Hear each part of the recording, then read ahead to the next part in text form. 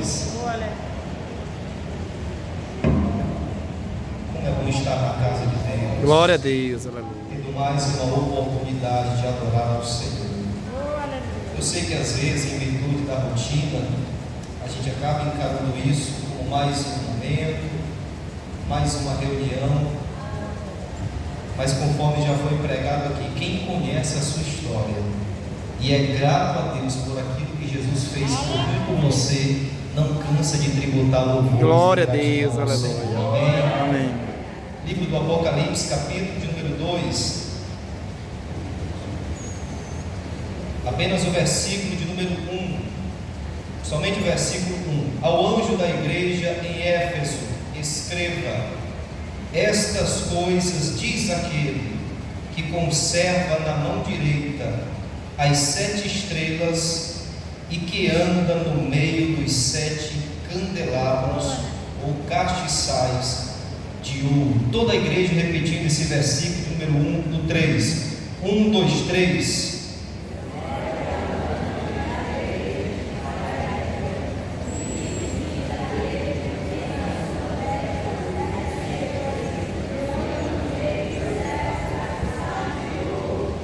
Queridos, esta cidade de Éfeso, no período em que este livro foi escrito, era uma cidade que desde a sua época já era uma cidade muito movimentada, de uma grande população.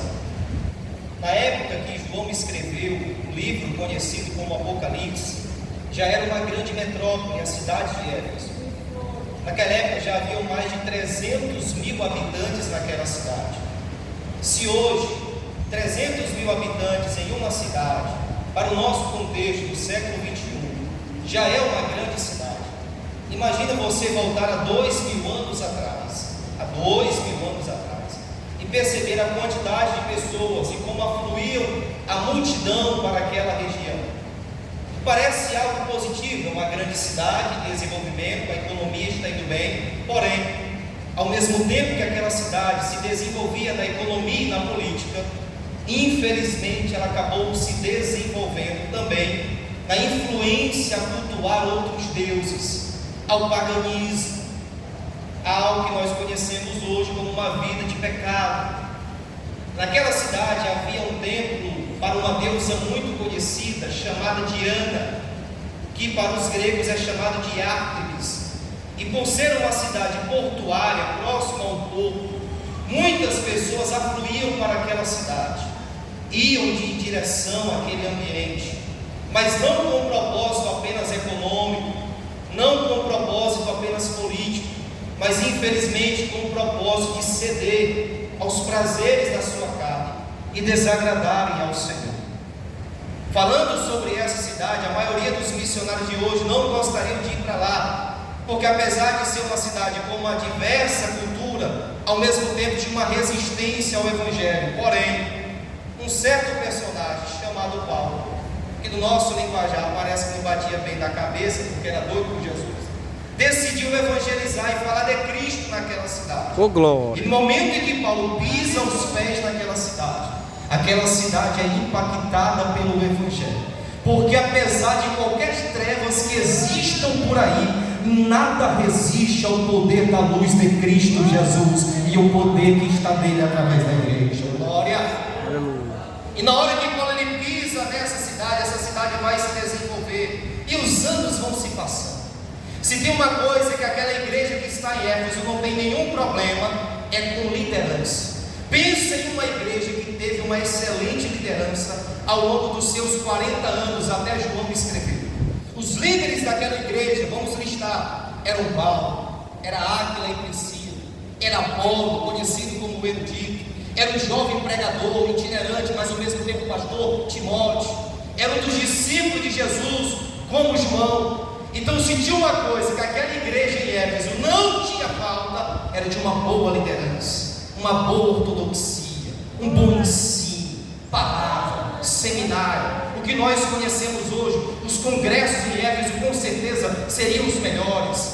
Os cultos em Éfeso seriam os cultos em que os pregadores que tivessem a oportunidade de pregar estariam pisando em ovos pelo medo, porque aquela igreja era uma igreja muito ligada à palavra, observando as Escrituras.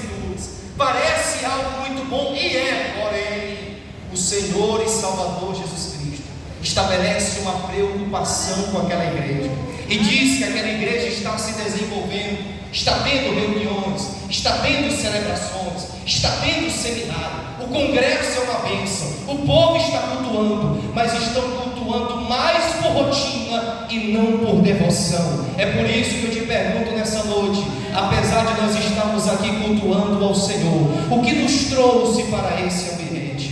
Porque não basta apenas nós entrarmos por essa porta apenas para cumprir programação, mas com o desejo de mostrar para o nosso Senhor que nós estamos aqui adorando a Ele em espírito e em verdade.